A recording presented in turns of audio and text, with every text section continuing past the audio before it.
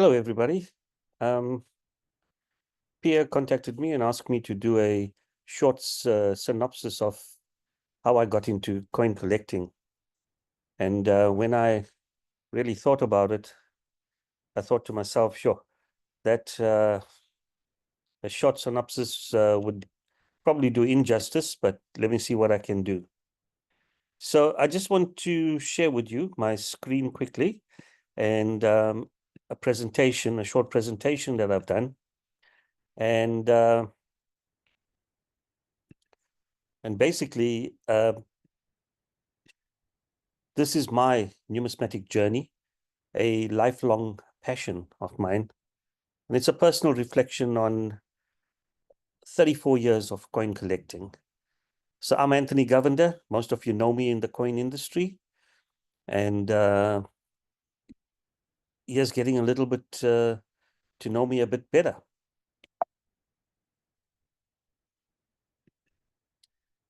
So as a young boy growing up in South Africa, I was really fascinated by history, especially the stories of my homeland, South Africa.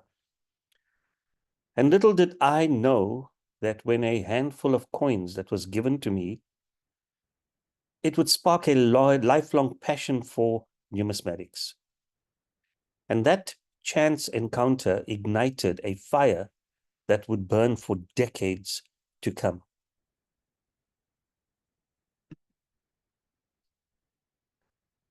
In 1990, I took that leap and I started collecting coins despite knowing nothing about the hobby. And I bought my first coin in 1990. It was an 1892 1 shilling in VF condition. You know, when I'd come home every day, I would look at this coin, and each detail on that coin became etched in my memory.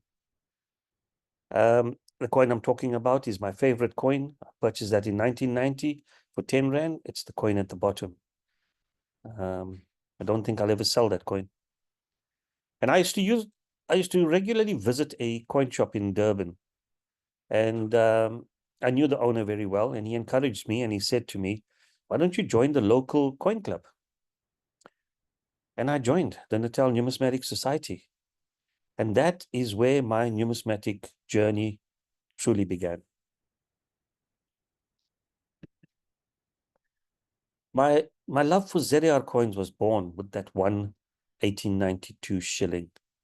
It ignited my passion for not only collecting ZAR coins, but everything pertinent to ZAR.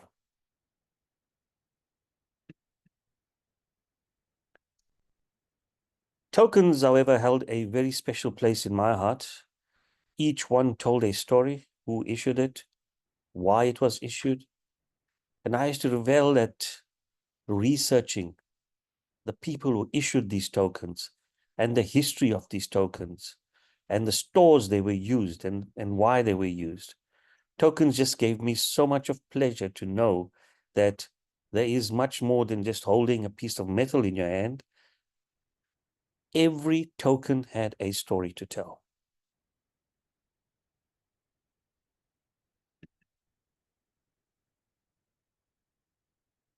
During my collecting years, I was guided by many mentors, and it will take me a long time if I have to list everyone here. But I've just chosen a few, those who I had some pictures of. One that's certainly not in this list here is the late Peter Bowles. I used to enjoy chatting with him and him guiding me along the route. He changed my collecting perspective, especially when it came to tokens. He said, you should try and get everything pertinent to that token, whether it's a postcard, checks, etc., to make up a story.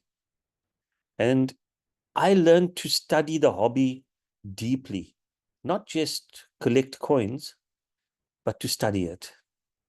And some of these mentors may no longer be with us, but the lessons learned remain forever.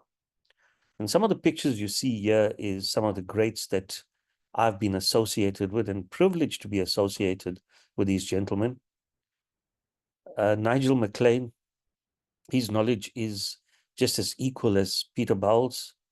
Peter Wilson, he knew his ZAR. I mean, the information that I learned from him pertinent to ZAR coinage medallions is second to none.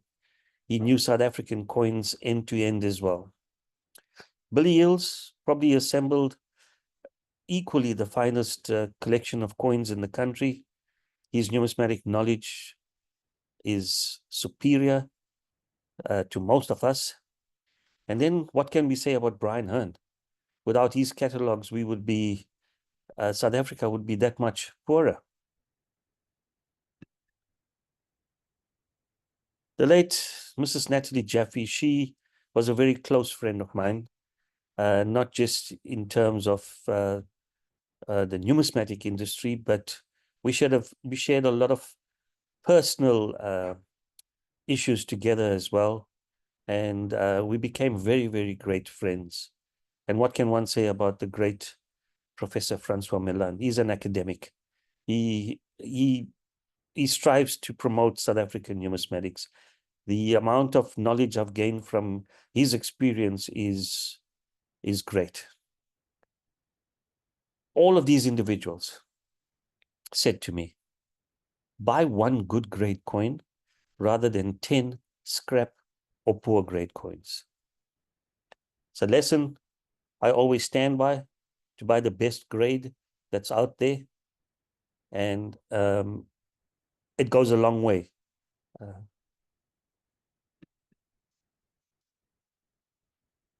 My passion for numismatics took me to incredible adventures. I traveled to auctions locally and abroad, museums locally and abroad. And one of my highlights was visiting the Numismatic Museum in Greece. This museum transports you back in time.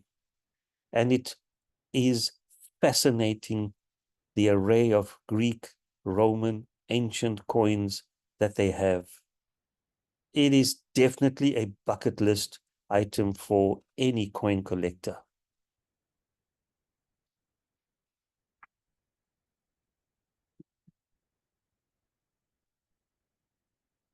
Numismatics, like I said, took me to many countries, and while visiting the Plaka area in Athens, Greece, the Plaka is a square where informal traders trade.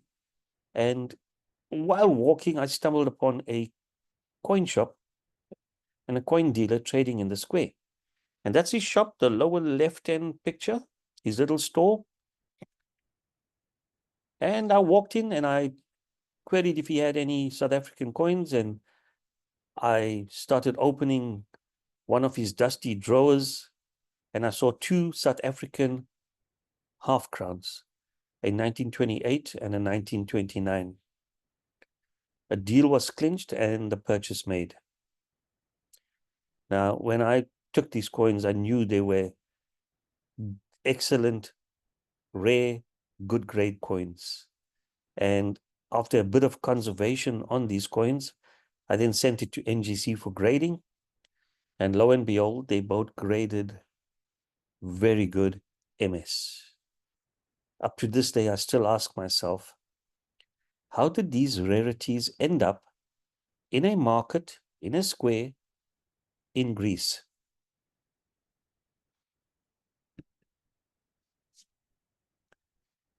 Numismatics has been good to me. In 2010, I was awarded the Stan Kaplan Trophy, one of South Africa's highest numismatic honors. I was honored to have my name etched among some of the greats in South African numismatics. To have your name amongst some of the numismatic greats is really a humbling experience for me.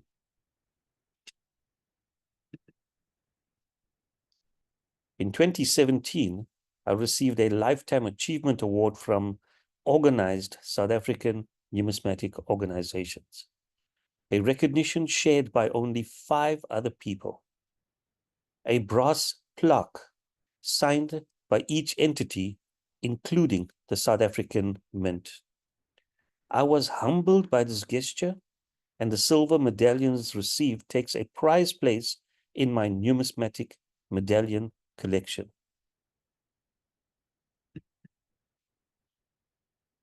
The medallions I received in 2007, I received a medallion for services to numismatics. In 2010, I got the medallion for the Stan Kaplan Trophy in conjunction with the floating trophy that you've seen in the previous slide. These medallions and awards, like I said, are some of my prized possession, and I'm really humbled to have been considered for them. I also received the Natal Numismatic Society trophy for services to numismatics. I was then made a fellow of the Natal Numismatic Society. Later, I would become the president of the Natal Numismatic Society.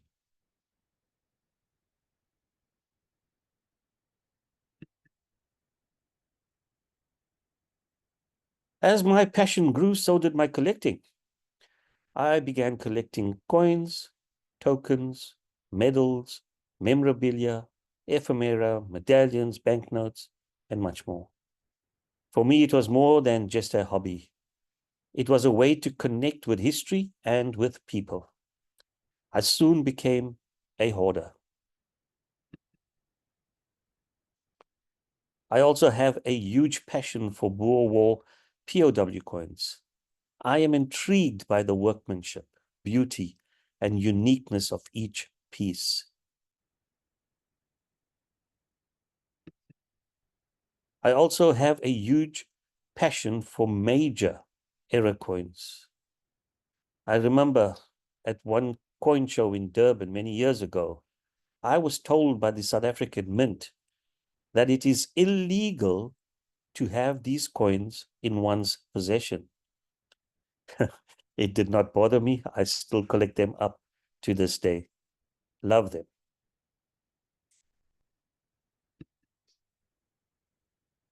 Yeah, numismatics was not just about collecting coins for me. It was more than that. It was about the people you met along the way, relationships built, and friends made, like with you guys. And some pictures here of people that I had, late Mrs. Jaffe, with me doing a presentation with her, Chris Webb from D&W, the late Keith Murray, Terry Kukarakis, lived just up the road from me. Finest collection of ZAR coins you've ever seen. My good friend Robert Bakewell on the right in the middle. And we had lunch together once. And the bottom photo, Glenn Skuman, and the guy in the middle, Bram Melherba, which I'll talk about in the next slide. 90 Degrees, 2012. That's when I had the privilege to meet Bram Melherba, who overstruck the discovery of the South Pole Turan with the 90-degree mint mark at Antarctica. It was fascinating to hear how they carried the privy press to the 90 degrees location and overstamped these coins. He had to do special training at the mint on how to use the press. He was kind enough to autograph my Turan coin certificate. That was the normal Turan. One of my major feathers in my cap was attending the Bakewell auction in London in 2014 with my very close friend, Robert Bakewell. It was a highlight of my journey, my numismatic journey. I was honored to write the foreword for the D&W catalog. The auction was known as the finest known. And if you ever wanted to meet a man with a passion for collecting, this was him. When it came to collecting coppers, he had to have every single color, brown, red, as the finest known. How he assembled it, I don't know, but that was his passion. Now I'm grateful that I can be associated with this man.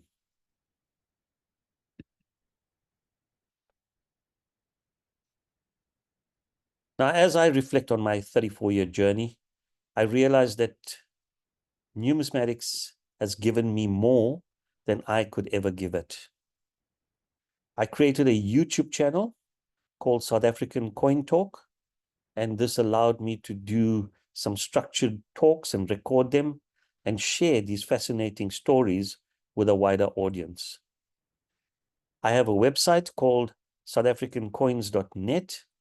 It is a repository to record the plus minus 600 Boer War POW coins I have in my personal collection. If you ever get a chance, visit them, and I'm sure you will gain a lot of insight into this. And that's my short synopsis. Pierre told me to keep it down to 8 to 10 minutes, but I thank you for joining me on this short journey. I leave you with my favorite quote. The measure of a numismatist is not how much he profits from the hobby, but how much the hobby profits from him.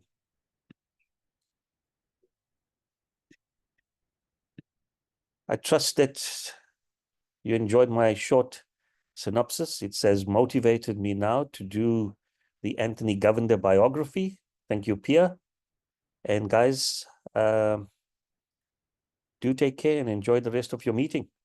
Goodbye until we see each other again.